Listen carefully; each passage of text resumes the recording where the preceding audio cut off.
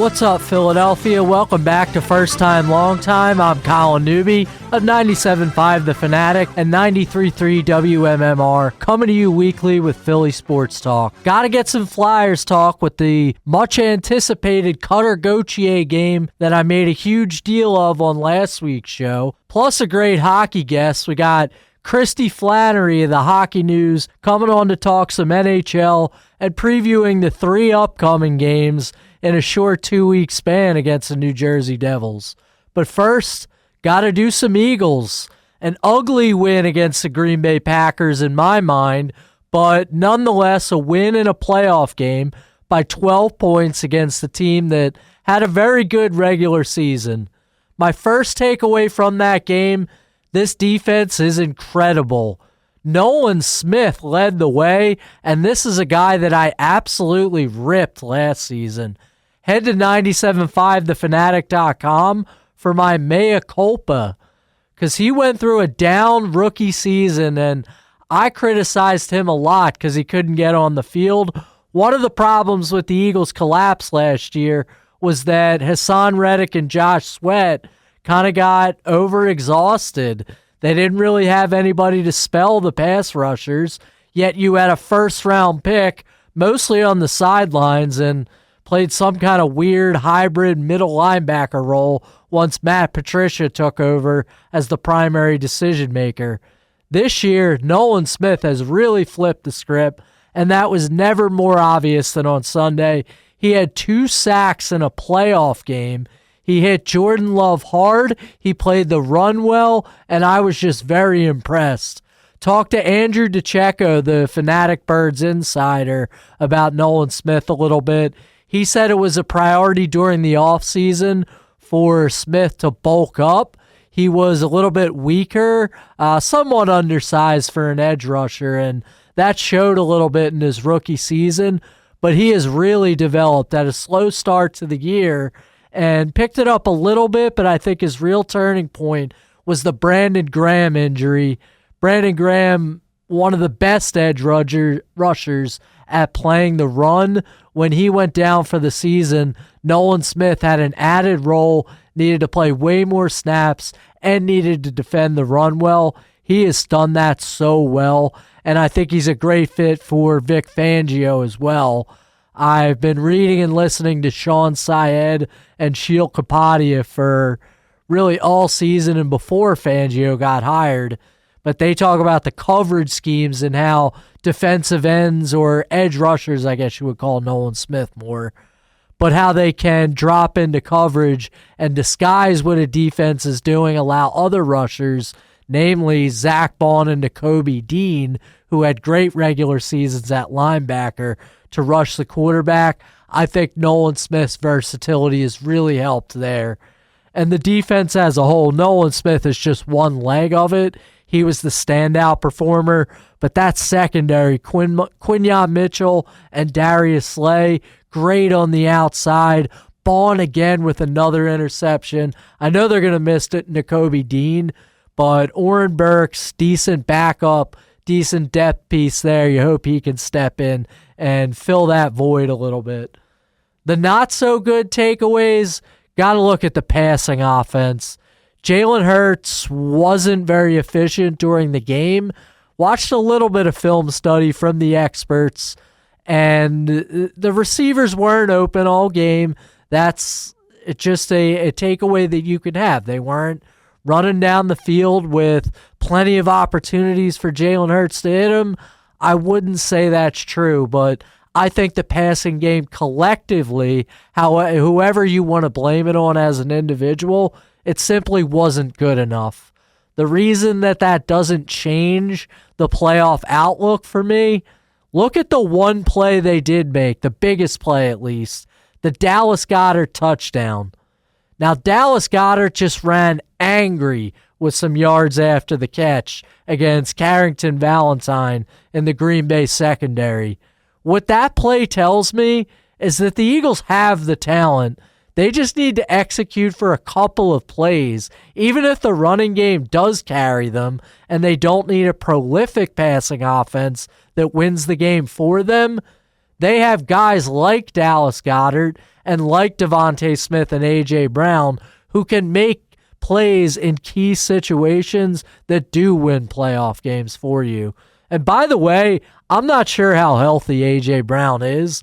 So it's very hard to define these things subjectively when you're watching on TV.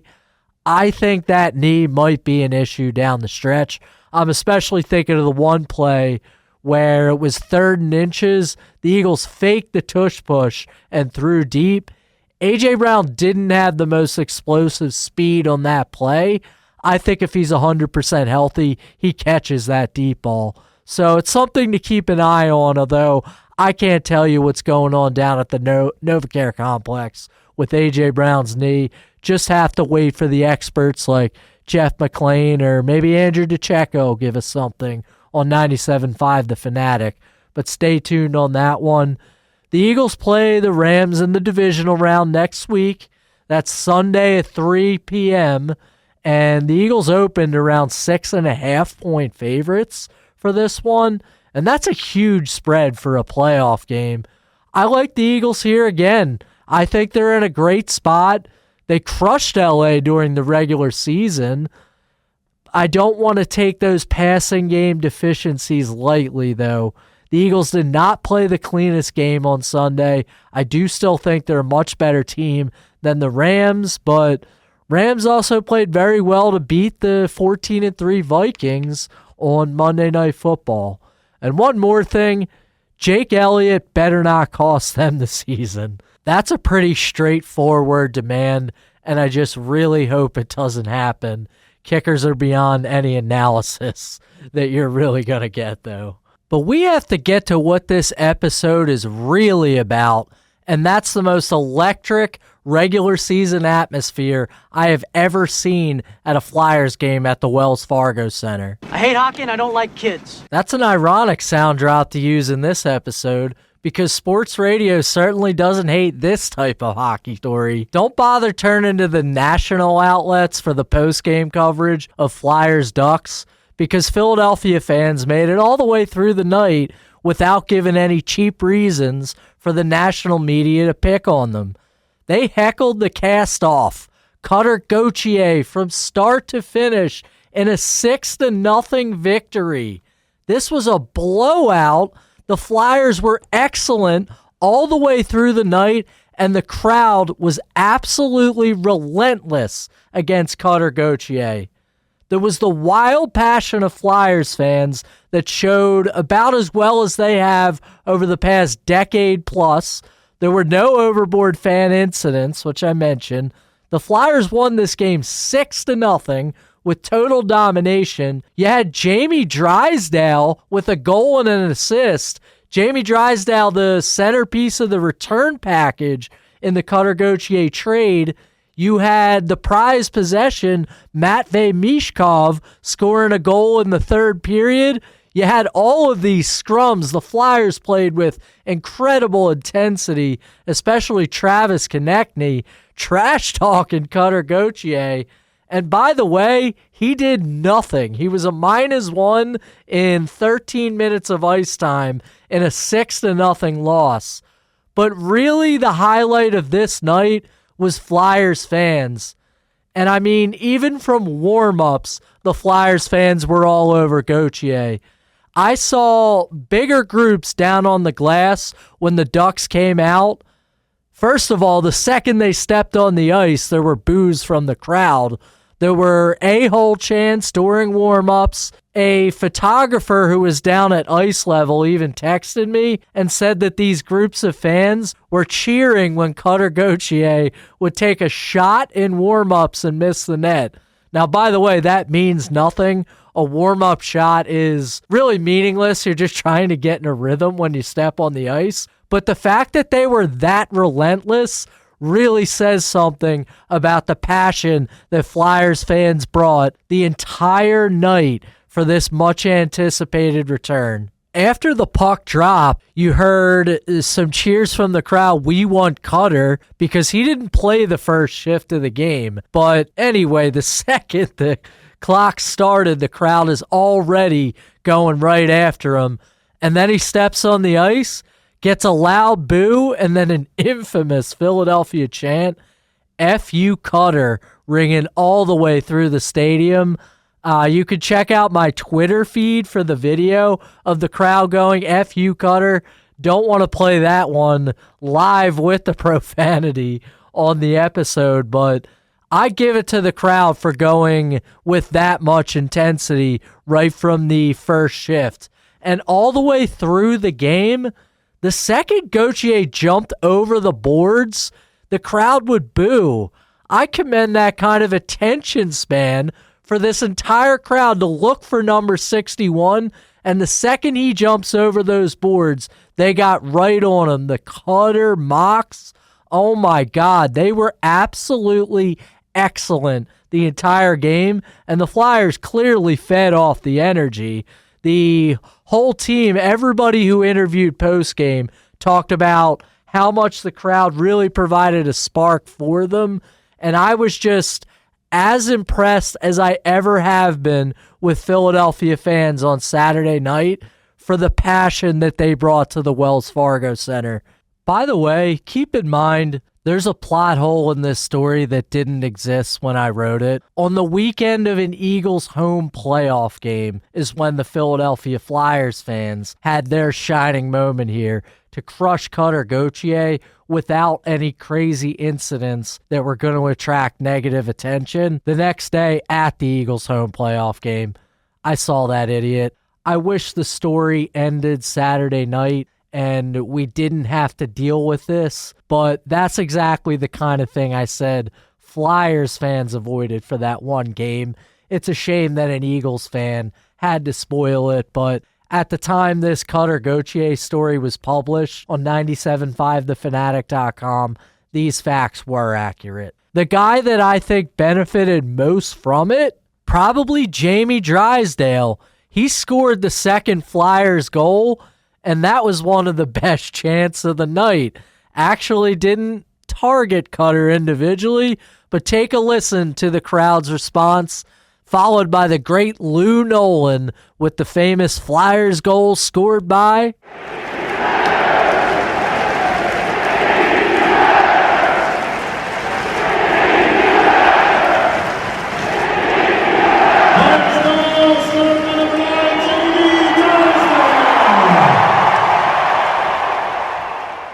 Jamie Drysdale really needs a confidence booster. I don't think he's played very well since the trade. The Jamie's better chant, maybe a little bit ironic because I don't know if it's completely true, but somebody even got back to my responses on Twitter to some of the videos and said, well, maybe that's not accurate, but their heart's in the right place. I agree. This was the passion showing, and it's what I talked about in last week's episode. Philadelphia fans take it personally if a player acts like Philadelphia isn't the greatest city in the world. That's what Cutter acted like. So when they shipped him out and brought a new guy in, it's the guy wearing orange and black that they're going to get behind immediately. And that's what happened with Jamie Drysdale. He's the alternative to the guy that they hate, so they are going to be passionately behind him and defend him till the end.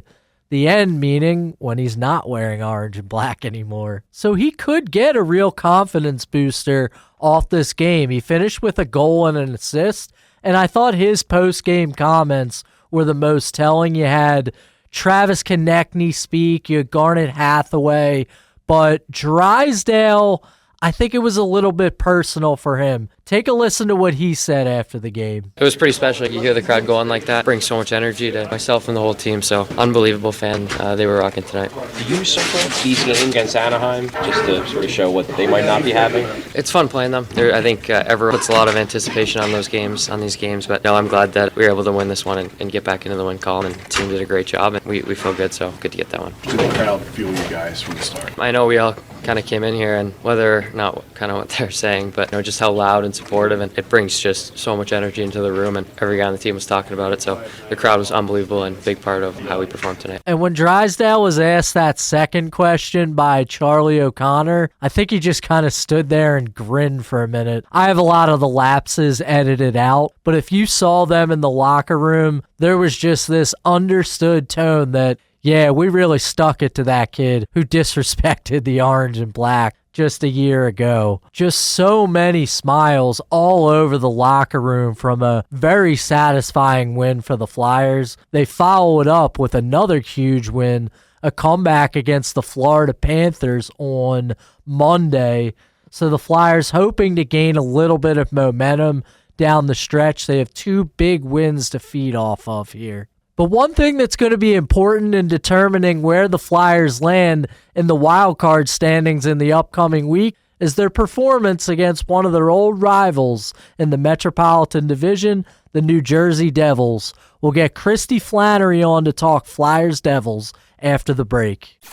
If it's happening in Philly sports, Colin Newby's talking about it. Go with him behind the scenes of legendary sports venues with the best athletes and the most iconic media personalities of the greatest sports city in the world.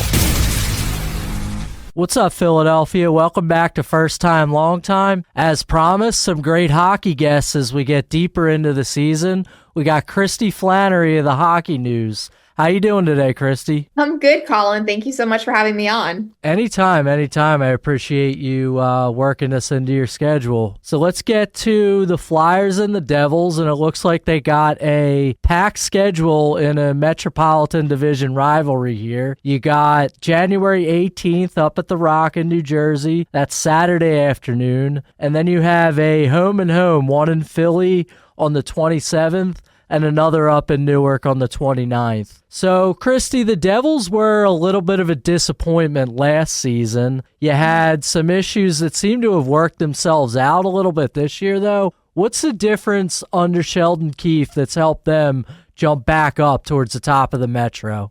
You know, it's a great question because you can credit Sheldon Keefe. I wouldn't be surprised if if things continue the way they're going for him to get some votes for the Jack Adams. But you also have to look at, too, there's a reason some people say a team is only as good as their goaltending. And Jacob Markstrom has been everything and more for this team. So between, Keefe really being a new voice and bringing in a new system for these guys and holding these guys accountable, plus the phenomenal play of Jacob Markstrom, with the other additions of Paul Cotter, Stefan Nason, Brendan Dill, and Brett Pesce, it just seems like Fitzgerald kind of checked off every box that this team needed. And we're really just starting to kind of see all that click, especially before the holidays. And everything's just driving in the right direction. Sure, and they've kind of had a revolving door the last couple years. So when they got Markstrom over the offseason, I remember thinking that they were going to jump back into contention.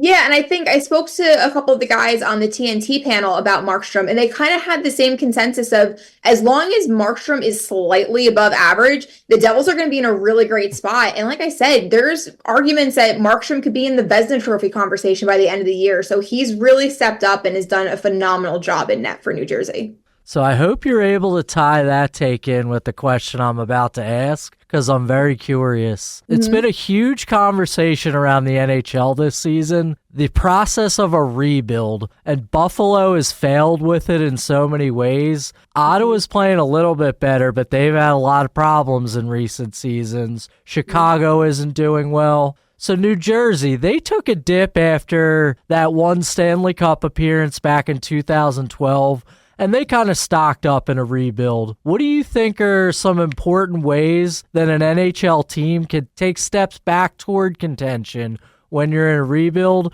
And what do you think the Devils have done well or not so well in recent years building up their team? I think for me, when you look at the Devils roster right now, because what's really great for New Jersey fans is that the window of contention for the Devils really just started opening.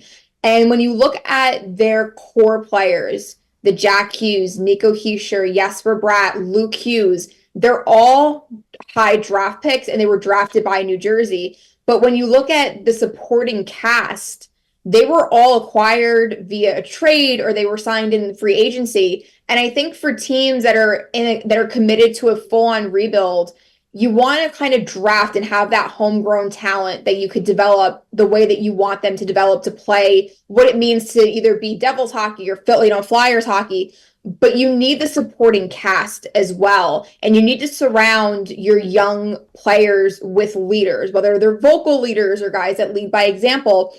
And I think with Buffalo, how you said that, I think the problem with Buffalo is when I look at that team, I don't know who that leadership group is.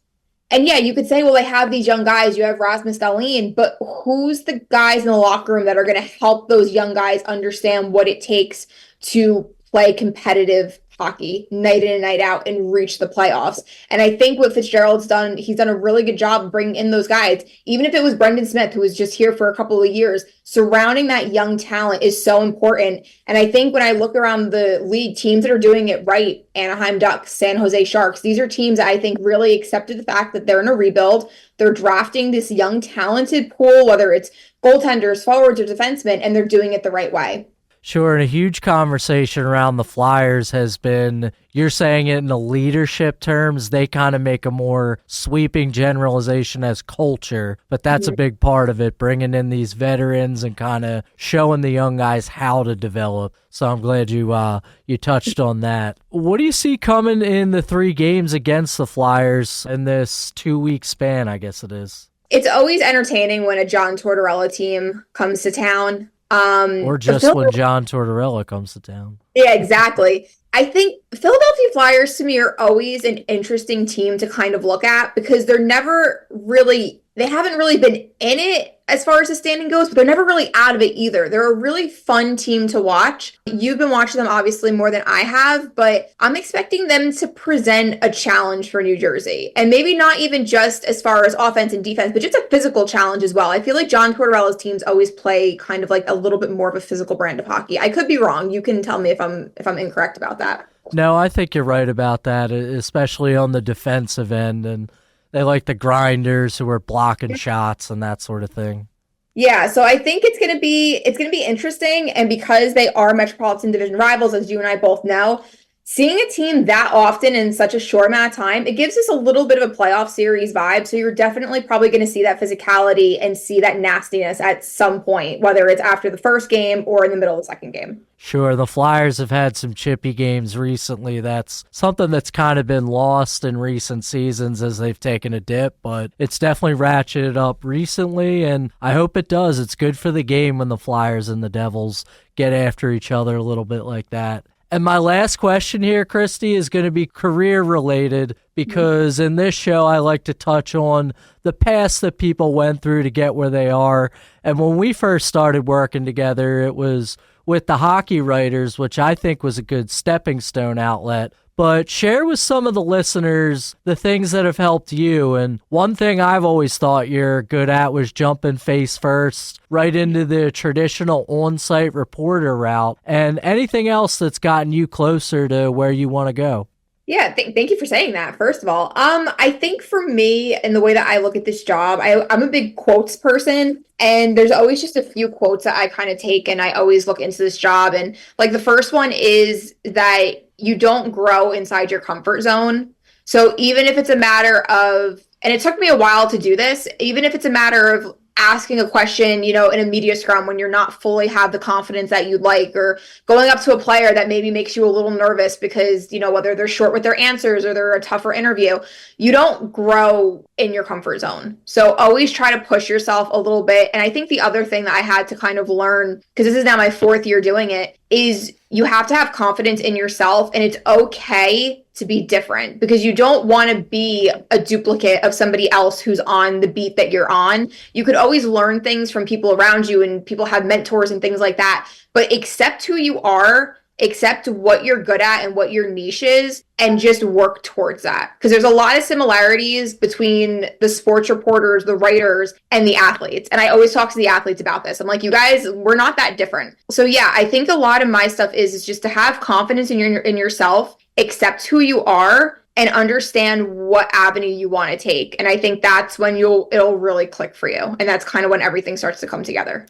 And I think in sports media, the one point you mentioned, I don't know if anybody really gets their start and doesn't, at least to some extent, pretend that they're doing what another person does, somebody that they've read or listened to, whatever it might be. Yeah, and I think, because again, like, you're trying to find your own footing, and it's not easy, because for a lot of us, you don't have a mentor. Like, you just go into the press room, you go into the press box, and you kind of have to figure it out yourself. And it's nerve-wracking, but it's okay to accept who you are. You don't need to pretend to be something that you're not. Like, for me, I think authenticity is like the biggest thing for this job. I don't pretend to travel with the team. I don't pretend to be places that I'm not, because I don't believe in lying to your readership to try and get ahead. That's just something that I don't think any young journalist should do. Just be who you are and have that trust. Your trust and credibility is so much more important than viral moments or being the guy's voice that, that was heard on camera. There's so many other things that are so much more important at this job that'll take you so much further. So just be who you are. And if you're not that traveling beat reporter yet, like, that's okay. Do the best with what you can do, whether it's going just to home games or going to one game a month. Make the most out of what you can do. And that's how you kind of naturally and organically grow and have people that will trust you and look at you as an actual source. Kristy, thanks so much for spending some time today. I look forward to these Flyers-Devils games. Are you traveling to Philadelphia? I might be traveling to Philadelphia. I'm not 100% sure yet. Let me know about that one. And as always, good to catch up with you. You as well. Great inside access there from Kristy Flannery. You can check out her work on the Hockey News. I included it in the show notes. But she is just extremely concise and traditional with the reporting, as you heard her talk about at the end. A lot of similarities to the things I said about Matt Watson in our Phillies offseason talk just a couple of weeks ago before Christmas. Matt's excellent at what he does at Citizens Bank Park, and Kristy has really taken every opportunity she's gotten with Devils coverage and run with it. She was telling me when we were catching up off the air that there's not as many Devils reporters traveling anymore. There's just not that much coverage out there. She stepped into a huge role, and it's very impressive what she's been able to do in the short time that she's been covering the NHL. And of course, I'm going to be polite to guests that come on this show. You're not going to hear a show really that doesn't do that, but keep in mind, I'm going to praise these people, yes, because they just gave me time to do a favor, took time out of their own day, but also because I asked them to come on already knowing that I admire their professional track. And that's true for pretty much every guest that I brought on, like when I talked to Matt a few weeks ago, like what I was saying about Kristy's strengths in sports media.